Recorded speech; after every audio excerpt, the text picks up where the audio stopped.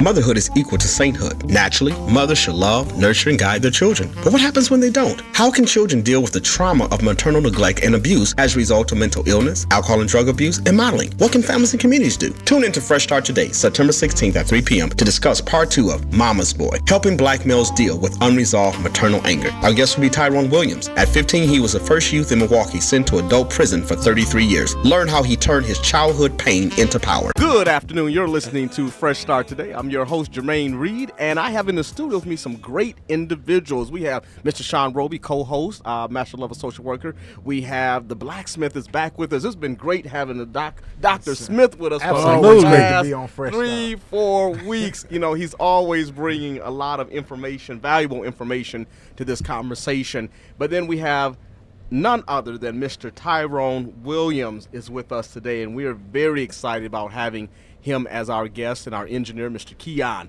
Keon, how you doing?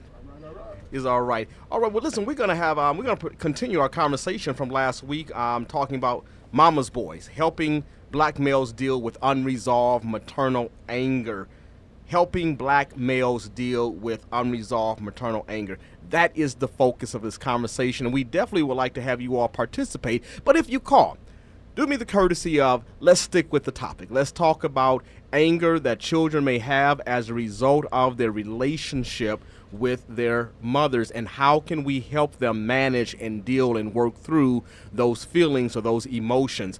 You can call 414-444-5250, 414-444-5250. Please make your comments brief and to the point, just so we can keep the conversation flowing in the right direction. So good afternoon, gentlemen. How you all doing?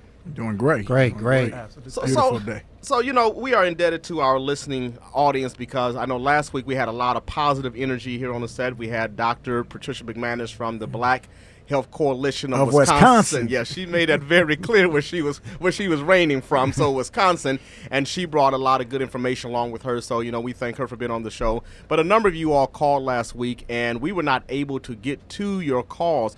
But in the event that you would like to get through and you have a question or you need some resources, maybe it's off the topic, but anything that's related to child welfare, you can give me a call personally at 414-351-1100, extension 150. 414-351-1100, extension 150.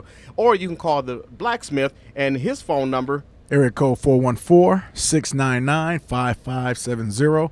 That's 699-5570. Yeah, because we only have an hour on the show, and we want to make sure that we can get to all of our subject matter, but also we want to dedicate enough time off air to answer the questions that you all may have, because we know that everything that you bring to this conversation is important. So we're talking about Mama's Boy, helping black males deal with unresolved maternal anger. And before we get into the subject matter, I want to just announce a couple of things that's going on in the community. One is the National Black Child Development Institute is having their annual conference, their 45th annual conference, October 17th through the 20th. And if you'd like to learn more about that conference, who's speaking, the workshops, you can call 855-653-2234, 855-653-2234. That is the local chapter of Black Child Development Institute. And so we thank Wanda Montgomery for all the work that she's doing in this community. We also know that next week on Fresh Start Today, we're going to have the Ask the Judge segment, and we're going to really be talking about justice for dads, and particularly how men or the court systems systematically discriminate against fathers, and what can we do to kind of help improve that environment. And so we have a special guest judge with us, Judge Joe Donald. So he'll be on next Wednesday, so you can get all your questions related to fathers and their relationship with the family court system and the dependency court, and learning the difference between the two, who are the main players in those environments. And so that's next Wednesday at 3:00 p.m. Ask the Judge on Fresh Start Today. So let's talk about Mama's Boy, helping black males deal with unresolved maternal anger. Now, there's a couple things that we're going to seek to identify in this conversation. One of them is, how does maternal abuse and neglect influence child incarceration, domestic violence, poor academics, and psychological challenges? Secondly, explore anger or toxic energy that is created as a result of maternal abuse and neglect. And how do we process or help individuals process or redirect or manage that energy? I called it anger, but Mr. Williams had he corrected me on. He said it's energy. So we want to know how can we channel that energy in the right direction. The third thing, we'll look at a couple different types of mother-son relationships, but I really want to kind of focus on, and I'm hoping Dr. Smith will be able to help me with the coddling relationship. You know, mother-son, what is a coddled relationship? But then also, too, what does nagging and complaining, what does that do to boys? You know, when mom is a single parent mom, maybe she's married, you know, but she's in control, you know, in some setting, she's in control, she's running that house, you know, but mom is complaining and nagging. Does that have an impact psychologically and emotionally on boys in terms of their development? The next thing we're going to look at is exploring the impact of AOTA, alcohol and other drug abuse, on parenting, particularly in the mom and son relationship. And I think Mr. Williams will kind of be able to really help us with that piece. So please tune in, and you can call at 414-444-5250. Yep. Okay, so we know a couple things.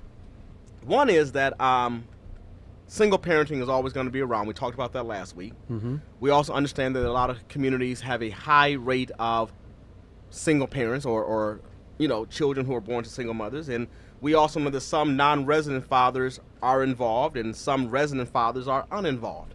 We also know that mothers are typically the first teachers. All those things that we know there's research out on. And then we also know that according to the U.S. Department of Health and Human Services 2012 report, 27.1% of child deaths resulting from abuse and neglect were committed by mothers, compared to 17.1% that were committed by fathers. We also know that there were 2.9 million, approximately 3 million child abuse cases reported in 2012. 45.3% of the perpetrators were male, while 53.5% were female.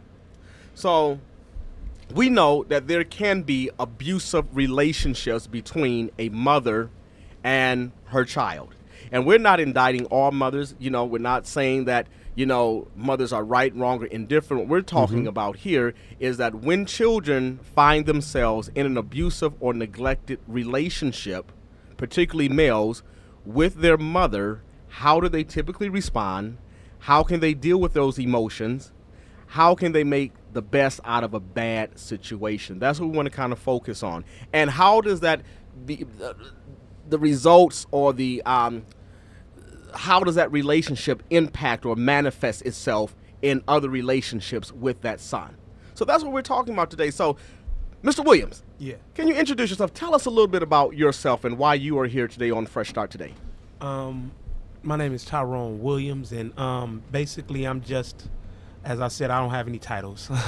I'm just a guy that, you know, lived a lot of experiences that I feel taught me some life lessons, some very important life lessons, you know, upon my path to be my manhood and things like that. But as I said, I don't have any real certification to say anything about anyone's mother or anything. I can just give my experiences on what I know firsthand, you know, in these situations. Well, you know, something happened in, if we go back into 1996, and really your story began before 1996, and 1996 was a high point, some significant things happened in 1996. Can you kind of talk about what happened in 1996, June 24? I had just came back maybe 3 or 4 days from Youth Olympics. It was a high point for me. I had enjoyed the 2-3 days in Texas, met Carl Lewis, met his family. But when I came back, you know, it's like, for young people, those highs and lows are different from adults that have experiences with these things over and over, so they have grown a shell to them. So for me, it was, you know, an extreme high for me, and coming home to crashing back to reality, you know, and that always makes reality worse when you have a high, you know, versus living it day to day. So for me, it was coming back to that and, you know, being smacked in the face with it. The 24th, I had an incident where my younger brother was being abused by his foster parent, and came to me for help. And I felt as an older brother I should have been able to help. But at the same time, trying to do what was right, you know, told him to go tell my grandma, you know, let her know what's going on. She'll do the right thing. But basically, he was abused even more. and then told when the officers came that they had to take him back to this foster parent. He was abused by whom? My younger brother was abused by his foster parent. And then you said he was abused some more. By my grandmother. When he told her that yes, the foster... she didn't believe him. She, said he deserved it to a degree. So when all the adults in the picture were saying that, these lumps in his head were basically okay and that he had to go back to this foster parent, I took that as a blatant slight. Like, we're insignificant, or he was insignificant he to didn't them. matter. Yeah. So I felt like I didn't have the power to protect him. So I guess in my mind, the least I could do was dish out some pain. Okay. So I headed out that evening with full intentions on inflicting upon the people as a whole that I thought was doing it to my brother. Okay. So is it true, based on what Ashley Lutheran reported in the Journal-Sentinel on September the 1st, that in 1996 you became the first 15-year-old in Milwaukee County that was waived into adult court? Is that accurate, or was... I couldn't possibly tell you. Statistically, I couldn't tell you. I mean, that's what was reported. I've never heard anything other, but... Okay, but in 1996, you were waived into adult court. Yeah. And then you were sentenced for how many years? 33. 33 years. And you end up serving? 16 and a half. You end up serving 16 and a half. And so, how did you get to that point? How did things in your life get to that point? To what, the point of going to prison? Yeah. I had become accustomed to incarceration to some degree. I had become accustomed to those group homes and detention facilities and places that were outside of my home. Those places were more familiar and more comfortable to me than my own home. So, as I said, for me, it was a deliberate out. I get to, vent, and I get to escape my home. I win both ways in my mind. A person could never told me that I didn't feel that I was winning. One, I get to go out, I get to inflict these, acts upon people, and then I get to have the police arrest me, and then I get to go somewhere that I'm accustomed to, that I found better than my home. So you said you found places that are better than your home. So what was it about home that you were escaping from, or that you wanted to get away from? What was going on in home? And I think to add to that, because one of the key words you mentioned was when you came from that high and, having the opportunity to meet Carl Lewis, and you were coming back to this reality. Yeah. So I guess that kind of ties in when you talk about that. Oh, that word there, reality is I feel honestly that whether kid or adult, that's why I feel, this my belief. I don't drink, I don't smoke, but I feel that's why people do it for the most part. They say it's social, but I believe it's to escape reality. Reality is very hard. So what was your reality as a child, as a 3, 4-year-old, 5-year-old, 10-year-old? My reality was, what was your reality? I'm the only one here that has any, ability to provide. I'm the only one here that has any ability to protect. My early childhood was, that. So, okay. So you said you had to provide, you had to protect, because parents were not protecting, they were not providing. I never knew my father, so okay. So he you was never knew never your there. father. So I never had a male figure. Period. So you didn't have a male role model, a male father figure in your life. Yeah. Growing up. So it pretty much was you and your mom. Yeah. Or your mom and your siblings. Yeah. Okay. And so you were in your mom's care, so you had to protect and provide. Were there some reasons why mom I was in not my grandmother's care a lot longer. I only lived with my mother maybe 2 or 3 years of my life. 2 or 3 years of your life. Yeah. Okay.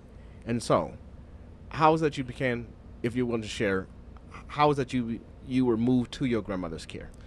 Oh, I can't remember the first time. We were too young. Well, just in general. In general, it was all, as I wrote in my book, I learned neglect from my mother, and I learned abuse from my grandmother. My mother neglected her. She was never there. My grandmother beat the hell out of me. So so I learned abuse from my grandmother, and I learned neglect from my mother. And so it was always neglect of the children while they took us from my mother. Right. You know, she was not at the house. She would be gone for days and things like that, and we'd be left alone, and somebody in the family or somebody would call. You know, I had the pleasure of sitting down with you on Labor Day, and what was intended to be about a 45 minutes to an hour interview or conversation ended up being like a 3-hour conversation. But I learned a lot. And about myself, I learned a lot about your world and your reality, and not just what happened to you, but who you are today. Yeah. You know, and there was a lot of things that you said I thought were very powerful, and hopefully we'll be able to kind of touch on a little of those things, and whatever you feel comfortable in sharing, that's what I want you to share, and what you don't, then we can definitely move beyond that. And our target is really kind of help individuals who are in your place or in similar situations like yours be able to move to a more healthier place like you've done, and hopefully you can help us, and you can share with us how you were able to do that. But I remember you saying that you had to survive. You had to find something to eat. And you were about, how old were you? 5 or 6. 5 or 6 years old. And you knew that if mom don't come home, if we gonna starve. And so what did you do? Can you talk to the audience? And I remember vividly. I mean, the store doesn't exist anymore, but I remember going to a store across the street from our house, and like I said, looking at the first thing that I thought I liked, you know, I'm like, I like these gummy worms. They nice. I'm 6 years old. They very edible. So I remember trying to be, discreet or whatever, or steal them on the sly. But, when you're that small, you draw attention to yourself. So I ended up, trying to steal, but ended up running out of the store with them and getting chased. But I ended up getting away, and that's what I ate with my younger siblings.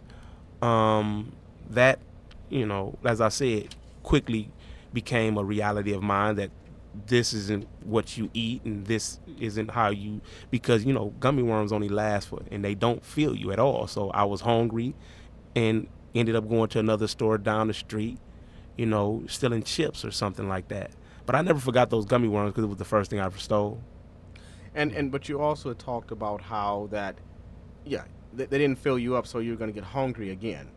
But at 5 or 6 years old, you also knew that you couldn't keep going back to the same store. Yeah. Across the street. Yeah. To steal. Yeah. So that you and your siblings could eat. Yeah. So let me ask you this: as in your childhood, you were part of the system. Yeah. Home was not the healthiest environment for you, the most nurturing and responsive environment for you as a child. How did it feel being neglected? Did you know you were being neglected? Did you know that you were poor? Did you know that this is not normal? No. I mean, outside of, normal elementary school stuff where the kids that got good clothes tell you don't. I mean, other than that, I don't think any kid really knows the difference until they get into school and other kids. When did you know that something was not right about that?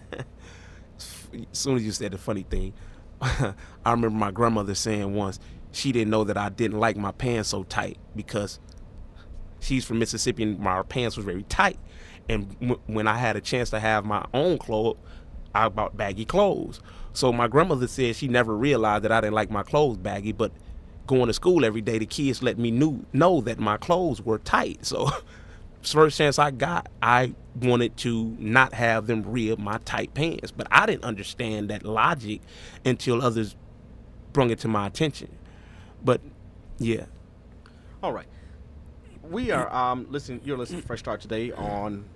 You're listening to Fresh Start Today. I'm your host, Jermaine Reed, and we're talking about helping black males black sons deal with unresolved maternal anger. And our special guest is Mr. Tyrone Williams.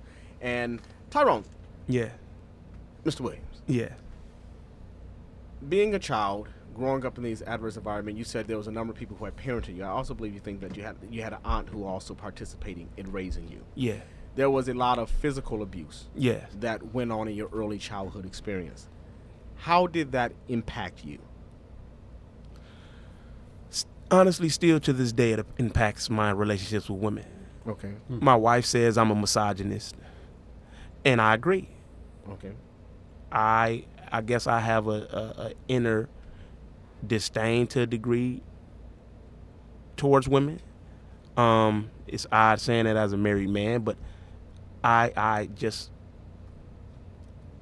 find myself constantly looking, down upon women in the sense that it's like it's never as my wife says, I always feel like I'm getting screwed by them one way or another. And so, if I'm understanding you correctly, you're saying that childhood abuse can have some long-term absolutely impact. Absolutely.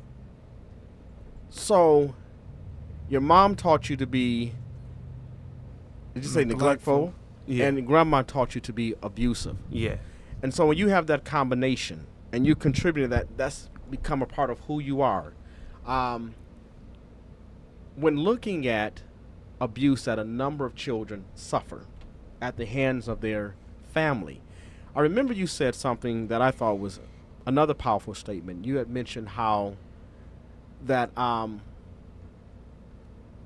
the abuse that you had suffered as a child, that you allowed those people that you love to abuse you. Yeah. Explain that to me. I guess the simplest way I can explain it is I loved my auntie. She was the one that came around. She was the first person that bought me anything new. She rewarded my good grades versus, hitting me or, I remember the first movie, she took me and my brother out and let us get our own movies. I got Last Dragon. I felt happy. It was like my first time being able to do anything or participate in anything, and my opinion mattered.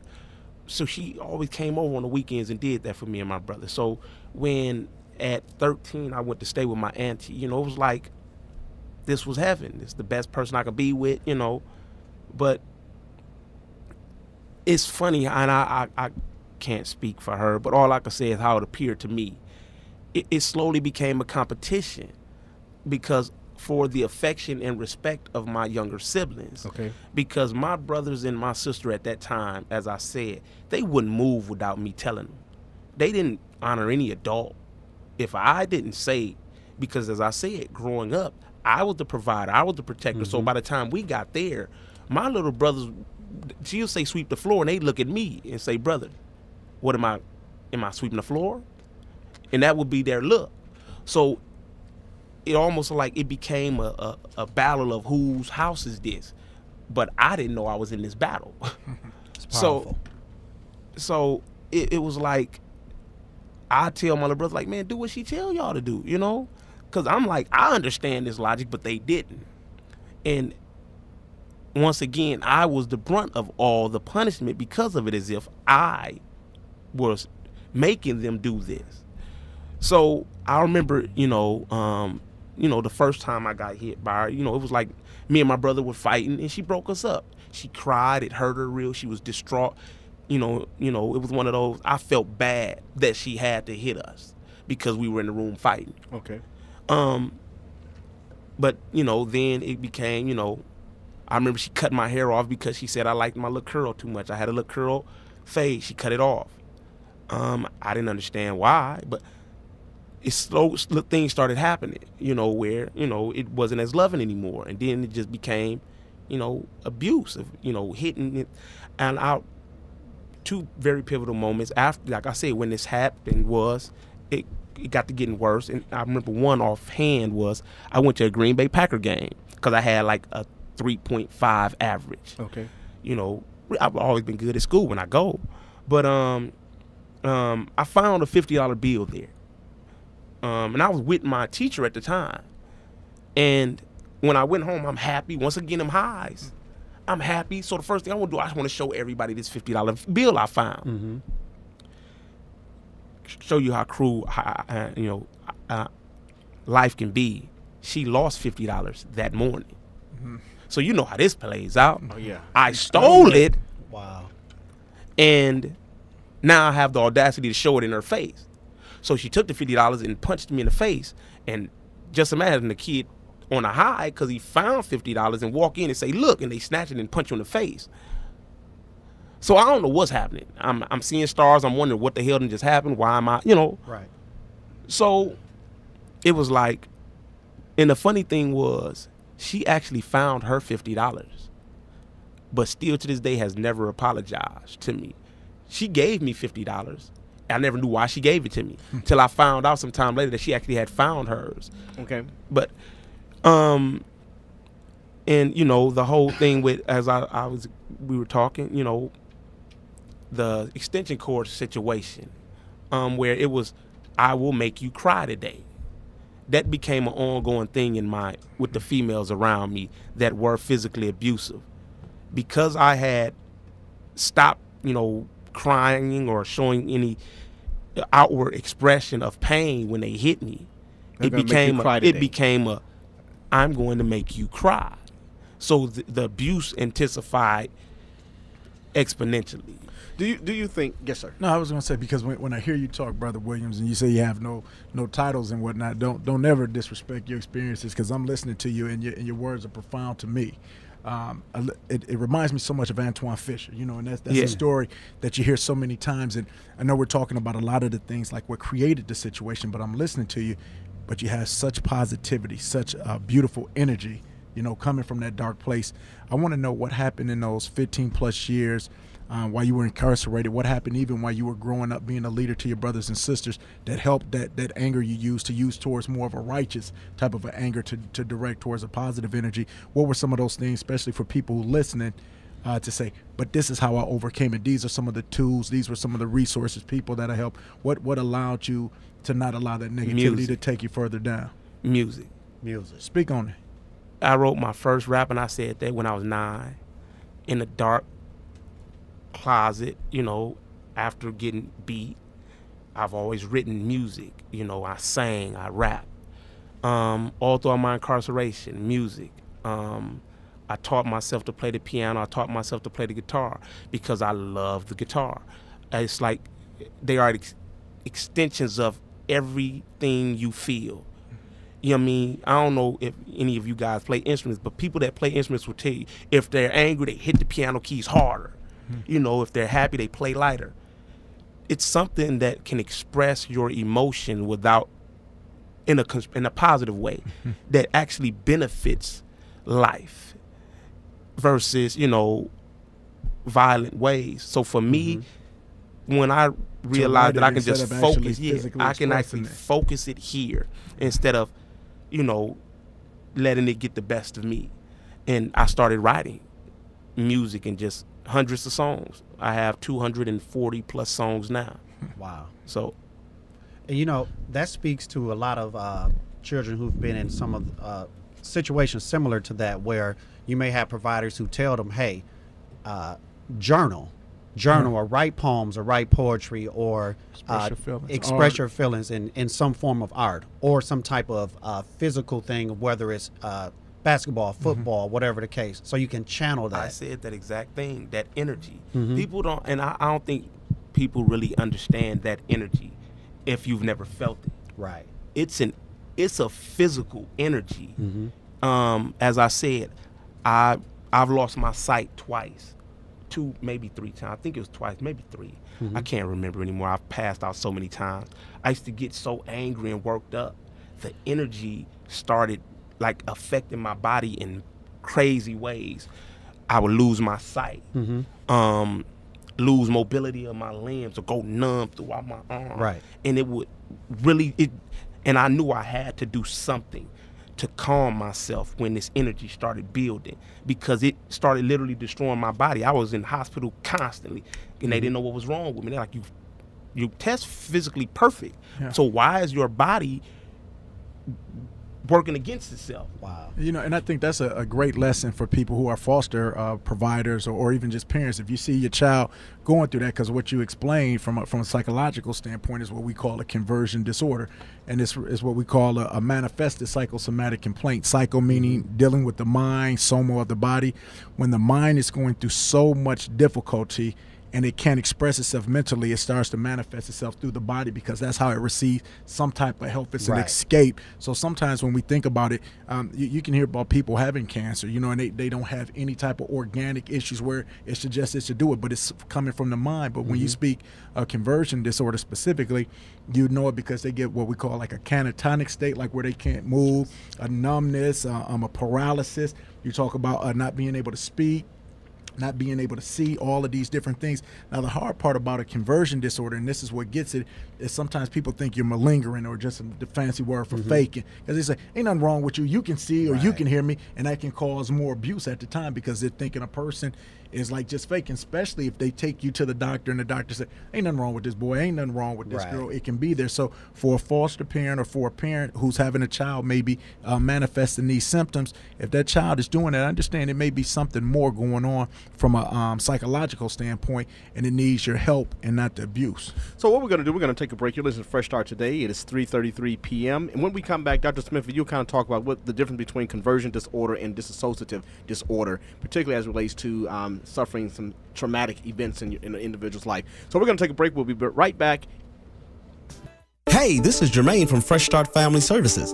Did you know the absence of a loving, nurturing father can wreck the lives of children? Unfortunately, millions of children and youth grow up without a healthy connection to their fathers for a number of reasons: abandonment, unemployment, incarceration, death, etc. When compared to other children, foster children are at greater risk of not being fathered. Fresh Start Family Services is looking for a few honorable single or married men to become licensed as foster parents.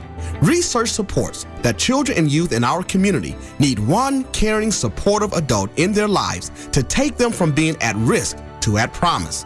Men, our future is in our hands. We can make a difference in the lives of young boys today. To learn more about how you can become licensed as a foster parent with Fresh Start Family Services, please call 414-351-1100. That is 414-351-1100. Foster the future. Foster a child. Good afternoon. You're listening to Fresh Start today. I am your host, Jermaine Reed, and we're talking about Mama's Boy, helping black males manage or deal with unresolved maternal anger. And our special guest is Mr. Tyrone Williams. Right before the break, Dr. Smith was expounding on explaining what conversion disorder is. I want to read something that Ashley Luthen wrote in the Milwaukee Journal-Sentinel on September 1st, referencing Mr. Williams. Tyrone Williams woke up when he was 22. His cellmate in prison had heard it was his birthday and asked over and over, how old was he? Williams was certain that he was 16. When his cellmate got frustrated, Williams paused and thought of his birthday. He counted in his head, then on his hands. He was 22. He lay on his bed and pulled the sheets over his head. He couldn't understand how he didn't know his age. The way Williams described it, he went to sleep for nearly 7 years, starting the moment a Milwaukee County judge banged the gavel after handing down a 33-year sentence to a 16-year-old boy. So when we talk about conversion disorder and we talk about, first, Mr. Williams, what was that like? Not knowing your birthday, how old you were? Do you still have some challenges around understanding what day of the week it is, what holiday? How has incarceration impacted you? In prison, there is no time.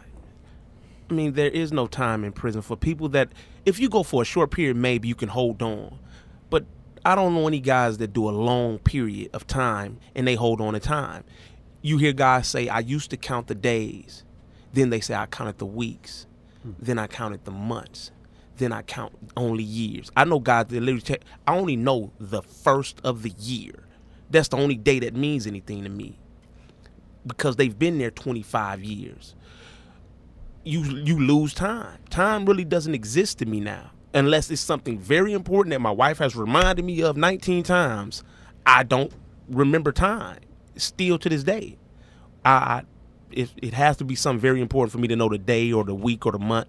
If I have like this, okay, it's September. Gotcha. I know. Gotcha. So, Dr. Smith, what's the difference between when listening to what I just read? Can you talk about the difference between conversion disorder and dissociative, and what is the progression of dissociative disorder?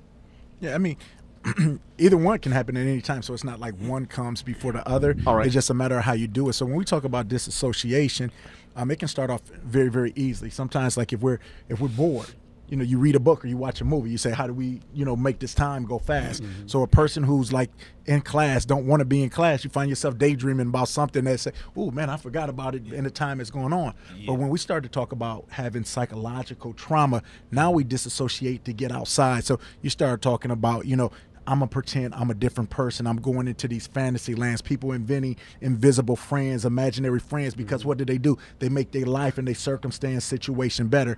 Now, so you can go from disassociation to a conversion disorder, and then you can kind of come back to the disassociation from it. But literally, when we start talking about disassociation, what you're talking about just in a real clear format is somebody going into a different world outside of theirs to make their reality make sense. Brother Williams said it so clearly. He said, that's why I think so many people drink and smoke. Because when somebody wake up, we know you call it wake and bake. When I know a person waking and baking, I said, this person running from something. Right. Because it's like the reality of the world means I need something. A person, that professional, come home, I got to have a drink because what everything is so good. I need something to calm my nerves. But when we see that done in excess, that's when you start to say it's something about it. And what he talked about, going to sleep, and you're thinking that you're still 16 when you're 22.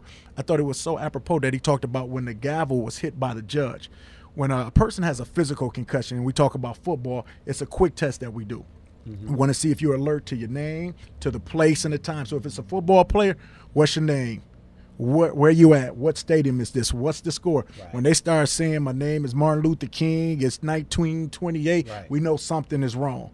But then when we start talking about what he just said, it's a difference between being physically concussed and emotionally concussed. And when that gavel hit, that was the reality of it, because it's like as a 15-year-old, you're like, my life is over, because you're still thinking in terms of 16 years, that's forever. 33 years, that's forever. So your mind goes out. So within that 6-7 years, that doesn't mean he couldn't have had some times where he was lucid and he understood the moment. But when there are certain dates, we talk about post-traumatic stress disorder, it's certain triggers that allow us to go back into that trauma. And sometimes our mind purposely puts those memories in our subconscious so we can't remember it, so it doesn't bring up that pain. So it's actually a protective feature by our body.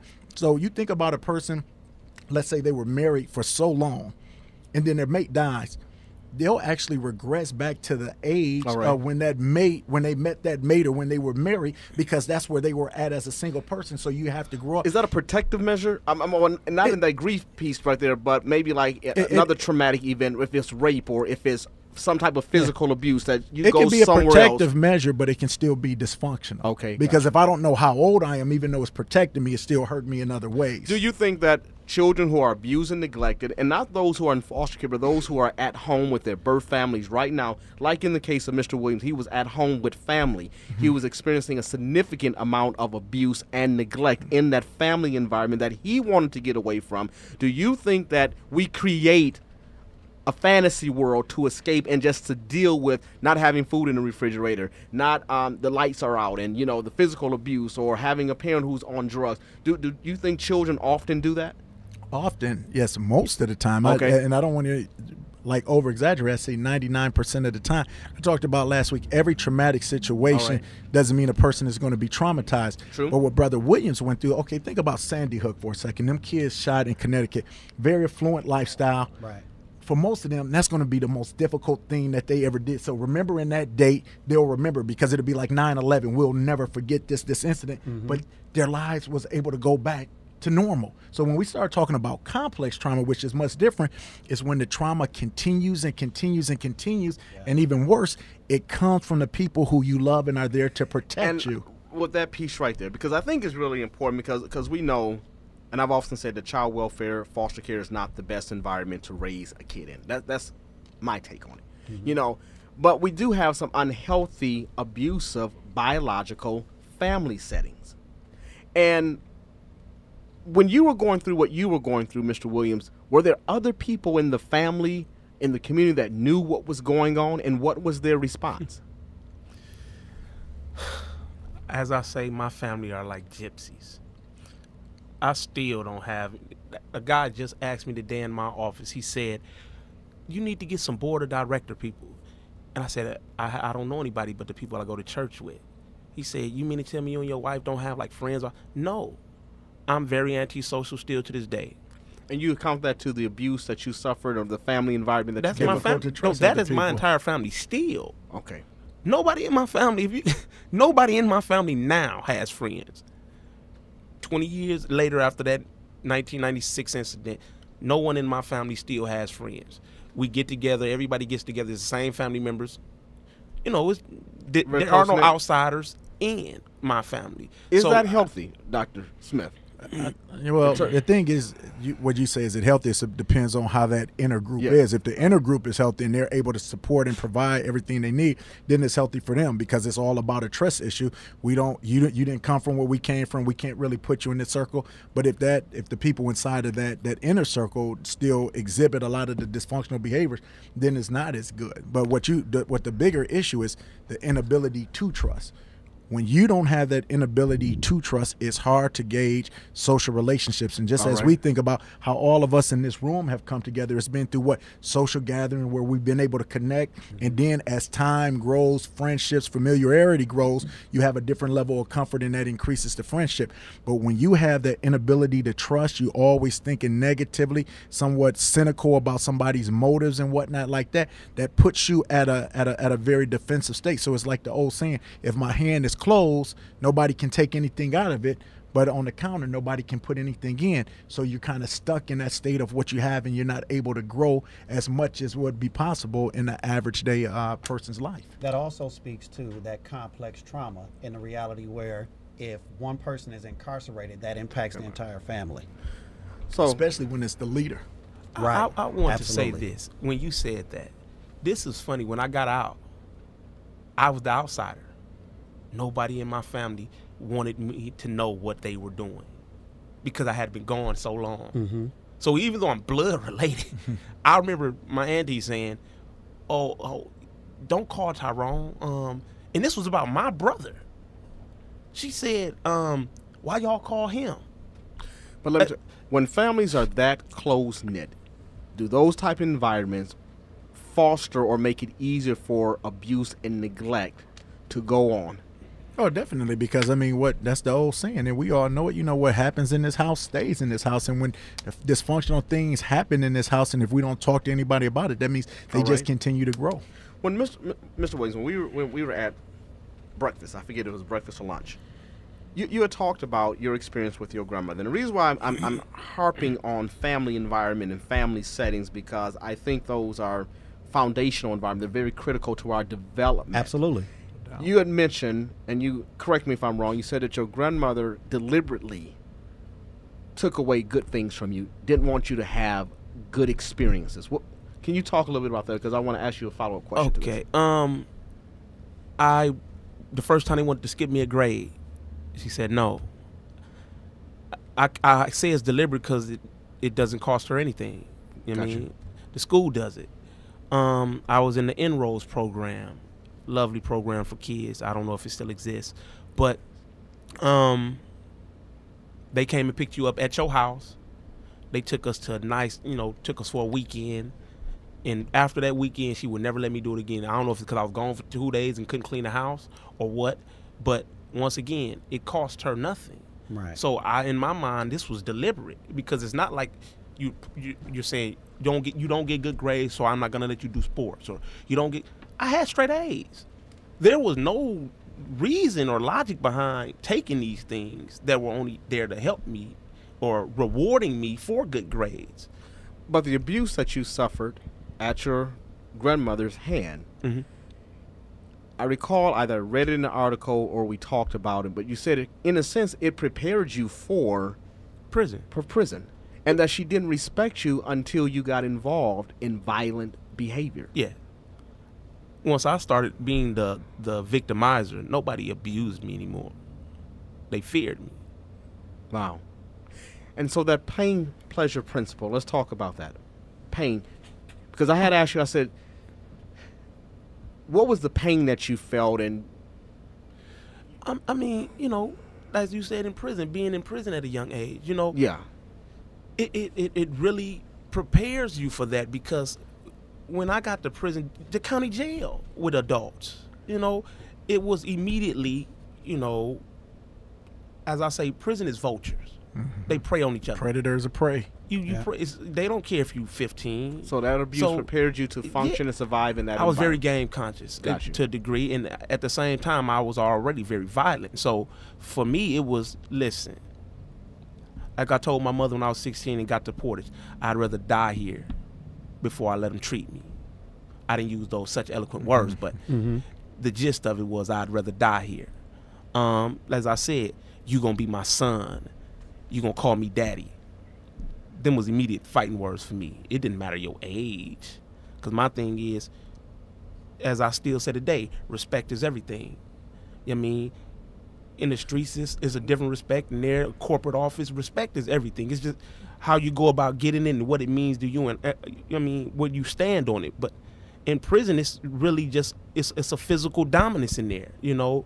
And I hated that, because you can't go in a cell and try to be nice. Because right now, to this day, I feel stepped on by people because I still do it. I try to help people. Like I said, I have a foundation where I know for a fact at least 95% of the people there steal, though I'm trying to help. I give a homeless person a room and you steal. And it's like, it's hard for you in the cells in prison. You go in cells. It's immediately a battle of who's going to be dominant, whether you can't be nice. So here's my question. If there's a young person that's listening to this program and they are in a very abusive relationship, unhealthy home environment, and they feel that there is a relative that is taking away all these good opportunities. I mean, you were able to go into incarceration because you already had intelligence. You were able to teach yourself 5 or 6 different languages. What languages do you speak? French, Italian, Spanish, German, and Portuguese. And you taught yourself those languages? Yeah. And so you were able to go in here and just use whatever resources that you had, internal resources, to survive, to get through that experience. The thing I would like to know is, if somebody's listening to this program, what can they do in the immediate to deal with the psychological trauma, physical trauma that they're experiencing at the hands of relatives or loved ones? Oh God! So do they you know, the go immediate to answer, prisons? The immediate answer people would like to hear is call somebody. Well, tell me the truth. I'm talking to you. gonna tell you from my perspective. That's what I didn't know what a child welfare was. Okay. Once again, nowadays kids know what that number is. Okay. We didn't grow up knowing you could call somebody for help. 220 safe. Yeah, yeah. So it's like, when I was growing up, you didn't know you could call somebody for There help. wasn't 911 didn't exist. There was no such thing as you can call somebody. So how do they do it? Nowadays with kids, it's like you got that option. If you choose to take that option, that is your right. That is And your the reason why I'm saying it is because the referrals that come across our desk, and this is an honest statement, and a lot of kids' problems don't begin in foster care, but it's what happened in that biological home environment. And so when I listen to your experience, the question that sticks out in my mind, are our homes creating or producing deviant, violent, abusive criminals, strippers, pimps, players, drug dealers? Do we have some ownership? Do we need to take some That's ownership not there? home. It's home. It depends on the Okay. It depends on the home, because once again, these kids go in the world. That's the reality. Once again, I don't care. This is my opinion. Good home, bad home, however you want to determine these things, they still have to deal with the world. They still have to deal You with have to deal with peer pressure. You have to deal with all these things Right. that's going to influence that also. So it's not just the home. So you just can't attribute to the home that the No. home environment they produce. So, okay. No, I was just saying that is the point. I'm like, you got kids that grew. I never understood that. I had a friend in prison. Mother was a college professor.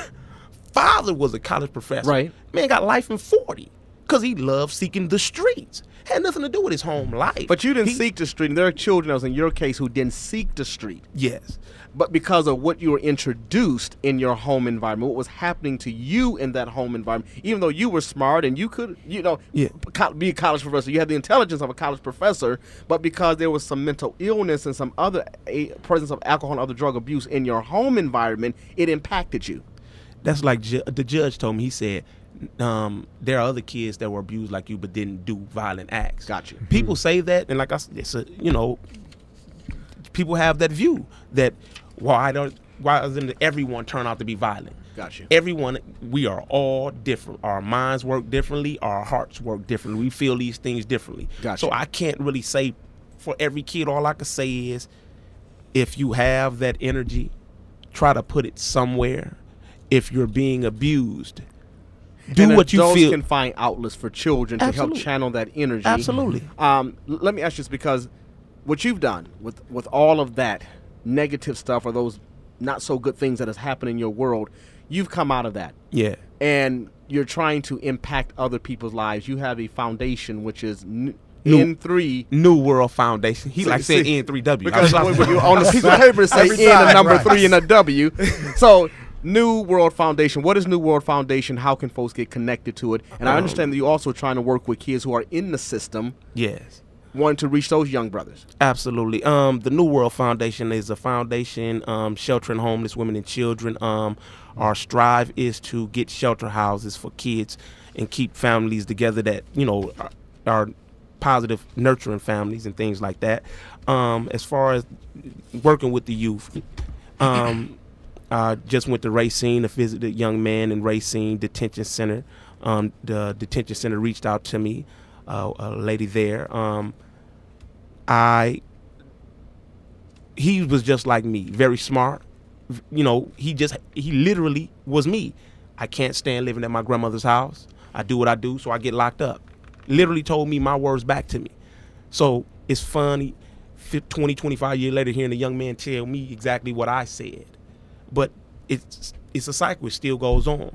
So reaching out to these different facilities, just being able to talk to the individuals and let them know that I'm the 20 years later, and it's not all bad. You know, because a lot of times kids want to do, I don't care what nobody say, kids want to succeed. No one wakes up and says, I don't want to succeed. I don't want to be anything. Those are things that are given to us through life. So, I mean, you ask a kid what they want. How do people get in contact with your organization? We're on Facebook, New World Foundation. The New World Foundation on Facebook. Funny thing, my webpage supposed to have been up to date, but technical difficulties. I'm not technical at all, so give me a minute. But it will be the New World Foundation, www.newworldfoundation.com. It should be in the there too. Phone number is 414-625-0958 or 414-239-2073. I'm gonna let Dr. Smith close us out on this segment. Give us some parting words. Before Dr. Smith, I want to say two quick things. I think one that is so critical for everybody listening is when children are giving you signals and they're talking to you and they're telling you different things, please pay attention because that's so valuable. And the second thing for Mr. Williams, I think one of the key words for everybody today is resiliency, because that is powerful to go through certain circumstances and then come out and be where you are today. So kudos and thank you. Thank you. Ditto and amen. All right. We'll see you next week on Fresh Start Today, where we'll have our Ask the Judge segment with Joe Donald. We'll be talking about justice for fathers and looking at the relationship that fathers have with family court and also dependency court. So tune in next week at 3 o'clock p.m. Have a safe and blessed week.